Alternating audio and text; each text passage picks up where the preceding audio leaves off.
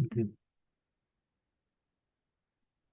Well, after we found the cosmic microwave background radiation, what we really had was one point on a spectrum, which didn't really prove that it was microwave background. It was consistent with it, but didn't prove it. The Princeton people were on their way to making a measurement, and by the end of the year, they had made another point on it. Um, and some people in Cambridge took up the challenge and measured another point, and we measured another point. But all of these were on what we call the Rayleigh-Jeans part of the curve, which is basically a straight line. And it could be a black body, or it could be a hotter black body that's thin. Didn't really prove that this radiation came from the origin of the universe. The real proof, well, there were some balloon experiments, first of which gave wrong answers, but then finally they did show the turnover of the spectrum to indicate approximately the black body nature. But the real experiment that proved it was the COBE satellite. Uh, and uh, and the experiment, and the part that is most interesting here was done by Dave Wilkinson.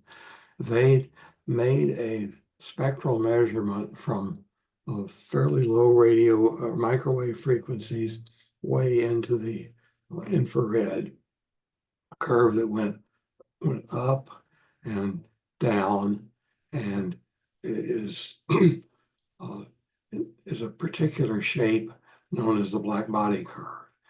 And when they presented that curve the first time, they said that they drew a line for the theoretical curve, and they said that the error bars to all of the measured points are within that line. So it was an amazing measurement of a black body spectrum, which was done in space, which actually has some advantages, and is probably one of the best ones that's ever been made. The the significance here is that if it really is a black body, then it is completely opaque and we can't see anything beyond it. So it has to be behind all of the other things we see in the universe. So that really solidified the picture of the cosmic background being from the origin of the universe. Thank you so much. Thank you. In the late 20s, Bell Labs was interested in using radio for transatlantic communication. And they started setting up, let's see, first of all, in New York City, where Bell Labs was located, there was a lot of electrical noise. So they started setting up field stations in New Jersey. And in the end, they brought them together in Holmdel. And a couple of people they hired during that period were Carl Jansky and Art Crawford. Carl Jansky was given the task of figuring out what the sources of noise would be at what we now think of as fairly low frequencies, doing transatlantic radio. He set up a rotating antenna which would scan once every 20 minutes, scan all the way around, and he recorded the noise that it picked up. And he saw obvious things like rain, like thunderstorms. And but there was one thing that he saw that came up approximately the same time every day, and that was an extra hiss noise that would come up. It was a little different every day, but it was approximately the same time, and it only lasted for a little while. Well, leaving out all the details and what he worked through. But in conjunction with a Princeton astronomer, he figured out that that noise was coming from the center of the Milky Way galaxy. And that he thus had discovered, if that's the right word, the science of radio astronomy. This was during the Depression. Bell Labs was much more, well, people were working part-time because of budget restrictions, and people were very much aimed at doing things for the Bell system. So not much was done to follow this up other than making an announcement that this radiation had been found. A fellow named Grote Reber during the Second World War used some equipment that was available and did a little more radio astronomy. Radar people during the war discovered the sun coming up sometimes in their radar. They would see extra noise when the sun was in their beam. But it was really after the Second World War that that people got serious about looking into radio astronomy and what objects out there would be emitting radio radiation.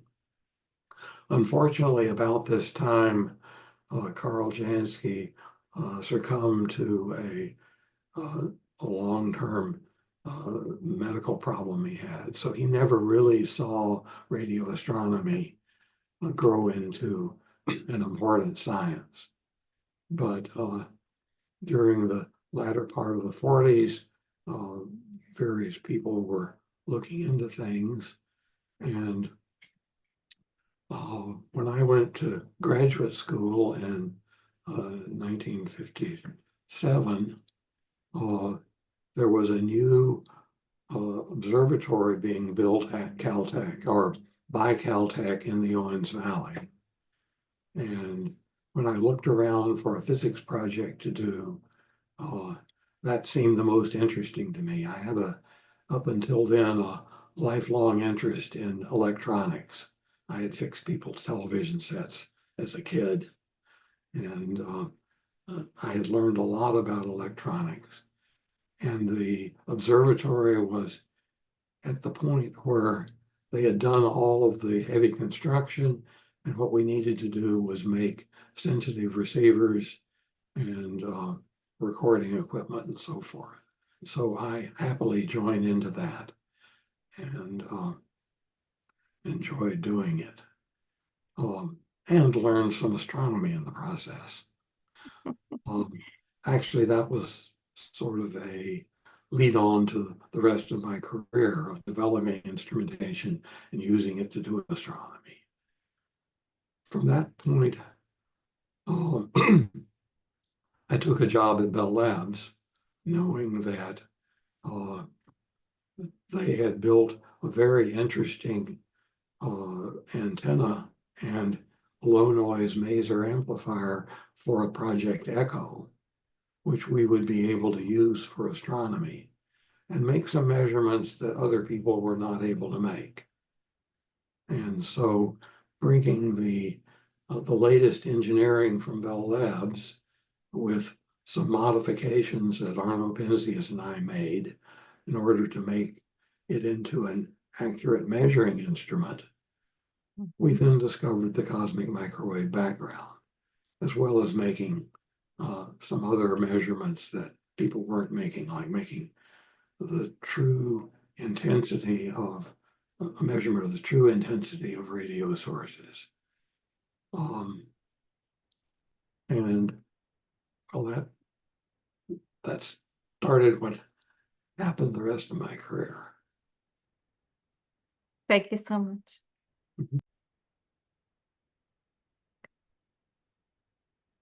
After the excitement for around the discovery of the cosmic microwave background settled down some, it was pointed out that Arno and I had been hired to do work for the Bell system as well as doing radio astronomy. And that so far, the only thing we had done was radio astronomy. So we each took on other projects. I did a thing called the Sun Tracker, which used the sun as an artificial satellite to measure transmission through the atmosphere. And turned out one of the first days we had it was working was in December, and there was a big rainstorm, and so I got to see a big effect on the transmission of the sun's thermal radiation through the atmosphere.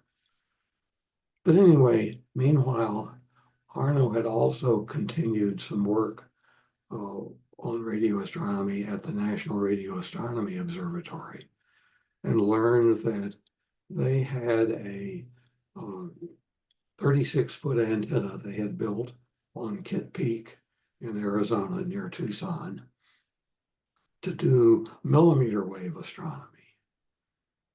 Well, one of the things that had been going on at the first Holmdel group and then what became the Crawford Hill group was working on using millimeter waves for long distance transmission. They had worked out a scheme using waveguide that could transmit very wide bandwidths all the way across the country. This was before optical fibers were practical. And one of the people just down the hall was Charlie Burris, who had developed a receiver, the world's most sensitive receiver for millimeter waves. So Arno and I got together and decided to make a receiver for the 36-foot antenna, since NRAO didn't have good receivers in the millimeter wave. They had continuum receivers, but we thought we should be able to find some simple molecules. Arno had been a student of Charlie Towns, who had a list of molecules and the frequencies at which they might radiate. And carbon monoxide seemed like a very interesting thing there. Well, I knew that formaldehyde had been discovered, and if formaldehyde breaks up, you end up with a carbon monoxide. Mm-hmm. So Charlie built us a mixer or that we could incorporate in a radio astronomy receiver. Mm-hmm. And the people in our NRAO provided some equipment, and a fellow named Keith Jeffords and I put it all together at Crawford Hill, and got up against the deadline. We had to ship it. It wasn't quite finished, but we had to ship it. So we shipped it out to Kitt Peak. We went out to Kitt Peak and started putting it together. And what we found first was that anything that could break would break. And so yes. we That's had not just a the very Murphy's Law. frustrating series of days when this, that, and the other broke, and we had to fix it. And but finally, at the end, everything was working. So I asked them to put the receiver up on the telescope, and they did put it up there. We connected it up through the much longer lines, and lo and behold, it still worked. So I said, I looked at our list of sources, and there was a thing we call a BNKL source in the Orion Nebula. I said, please point to that. And there was a display on an oscilloscope of the 40 analog channels that the spectrometer was measuring. And they were sort of bouncing up and down. There was just a cloud of these channels. And at some point, a few of the ones in the center went up. I said, did you get to the source? He said, yes. I said, please turn off. And they went back down. So unlike the discovery of the background radiation, where we spent a year eliminating problems, making the most sensitive and accurate thing we could measure, once we got there, carbon monoxide was discovered in a few seconds. Wonderful. How cool is that? Yes. And I remember during our earlier conversations, you mentioned that being a person who's not afraid of taking out your Swiss Army knife and fixing things when you need to. I think this made you feel unafraid to go and tackle putting the equipment together after something had might have happened to it along the way, right? Yes. Yeah, I was very much into fixing things. I even got into fixing some of the NRAO equipment that, They that must have appreciated that. Mhm. Yeah. Yes, I think the operators were amazed that someone would come in and understand their equipment and fix some bits of it. So this is Anyway, that very this is strong line, uh, the very strong signal from carbon monoxide actually turned out to be the strongest signal in the sky. But it it started a whole industry of measuring simple molecules. The idea, the carbon monoxide is a carbon and an oxygen, and they rotate at 115 billion rotations per second. But there are other simple molecules. And over the years, we found quite a few of them. And what we found with the carbon monoxide right away was that it existed in what's now known as molecular clouds, which is a place where new stars are formed. And so those molecules have greatly facilitated investigating how stars are formed. and it led to greater understanding of cosmology and Well, it's on a smaller scale. Cosmology is sort of the large scale of everything. mhm, How did the smaller scale, our galaxy, form with stars got it. and Cool. planets around stars and that sort of thing? Very cool. Thank you. And so also since then, many other discoveries have been blossoming. This was a heightened period of time for this field of study, correct? Yes, right. The several new instruments have been built, the most serious of which is ALMA in northern Chile at a very high altitude. Um, it's an interferometer with 64 12-meter antennas that work together to do just this sort of science.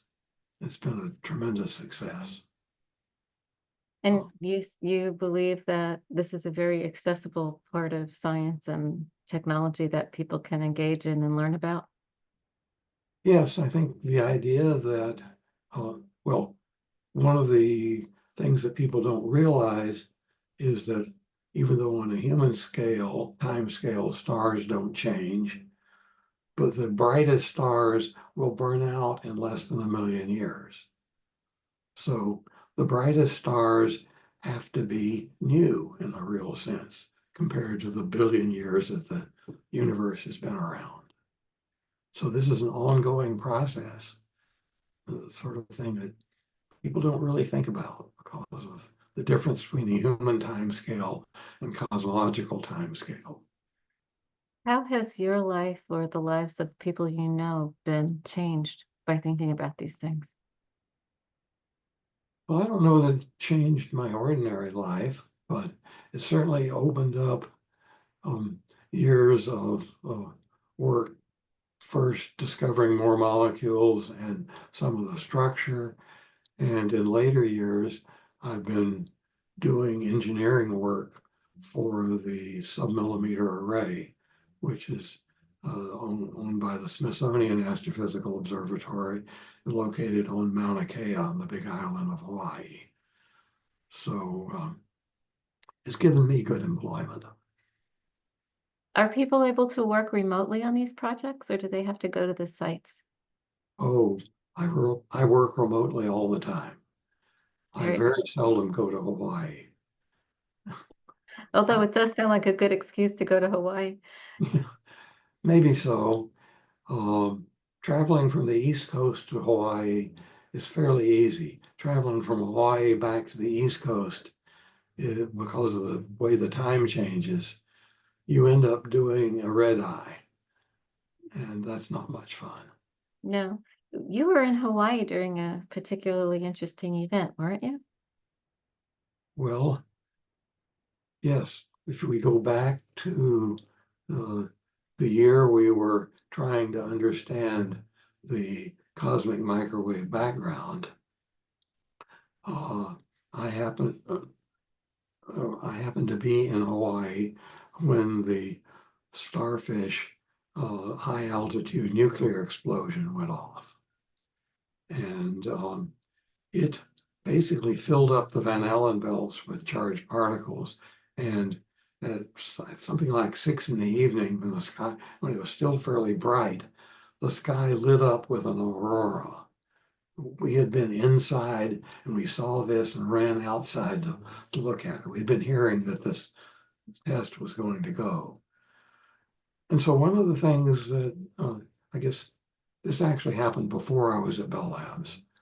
And one of the things that we worried about was that all of those charged particles were making this background radiation, but they were decaying rapidly, and over the course of the year, nothing changed in the brightness of what we were seeing.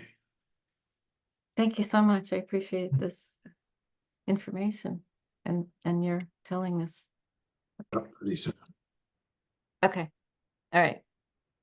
So Rudy Kaufner uh, had a sort of an intermediate position that most Bell Labs management didn't have. But anyway, he reported to John Pierce at Murray Hill, and he was in charge of the Crawford Hill lab. And um, he was very useful to us because he would be at Murray Hill, know what was going on, come back. Art Crawford, we had lunch in Art Crawford's office almost every day with our bag lunch. And Rudy would come and tell us about what was going on at Murray Hill. And I'm sure he told the people at Murray Hill what the Crawford Hill people were doing. So he was, uh, and he would listen to what we were doing and always had new ideas. So he was a great person to have around. It sounds really blissful.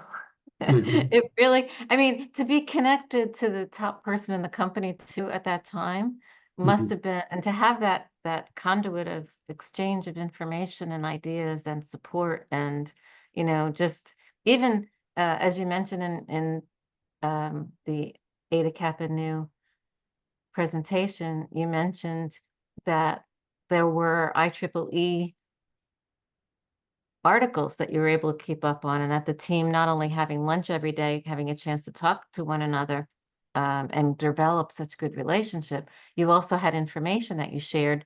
So all of you were keeping up on certain aspects of progress in technology and publications and so forth that must have made the team um, very filled with information and relevant, Right. timely, current I, information. I think these lunch discussions were a very important part of what went on because if you brought out a problem, someone might either know the answer or know who would know the answer. And at Bell Lab, people were happy to share. If if you contributed to something across organizational lines, you still got credit for it. It's wonderful. Yeah. And so sharing, we could go to someone who was an expert on something, and they'd be happy to tell us all about and listen to our problems and suggest what we should do. Made It's a a great very way. productive environment. Yeah, I mean, you get to value your own opinion too in that way, rather than just feel like maybe you should keep it to yourself. You get to value sharing your own opinion with others Mhm, and hope that you can develop your own voice in this technology field that each of these individuals worked in, whatever that field mhm, might be, you know, which I think is a fabulous way to be feeling about your own career and your own path in life. It's mhm. yeah. I read a little article that talked about a similar thing at Murray Hill. The management discovered that certain people were producing more than they might have expected. And they discovered that they were having breakfast or lunch with Harry Nyquist. Harry Nyquist was a guy who was very good at listening and bringing out um, people's questions and getting them to answer their own question. And I think a lot of that went on in Hart Crawford's office and later my office at Crawford Hill. I love it. And at the pizza place in Homedale where we used to meet with Jerry Fischini at lunchtime. Do you remember those Mhm. days? That was Yes, really cool. And even the picnics, the not the picnics on Crawford Hill. There are a lot of very cool conversations that go on at those picnics. right. Yeah. I think there's one coming up soon, isn't there? Yes. Mhm. Let me pause.